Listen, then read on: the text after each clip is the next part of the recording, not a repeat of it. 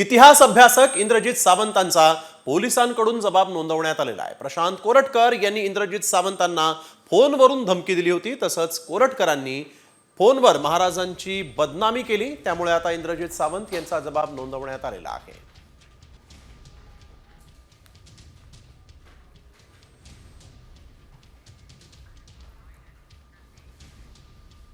छत्रपती शिवाजी महाराज आणि संभाजी महाराज आणि मराठा समाज याच्याबद्दल जे आक्षेपार्ह वक्तव्य त्या व्यक्तीने केलेलं होतं कोरटकरनं, त्याच्याबद्दलचे माझ्या फोनमधले जे रेकॉर्डिंग्स होते ते मी त्यांना दिलेले आहेत।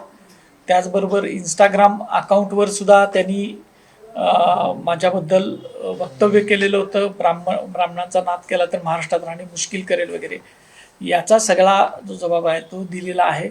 आणि जाती जातीमध्ये तेढ निर्माण केली आणि शिवाजी महाराजांसारख्या महापुरुषांचा अपमानजनक वक्तव्य केली म्हणून त्यांच्यावर गुन्हा दाखल करावा म्हणून आता मी पोलिसांच्याकडे दिलेला आहे।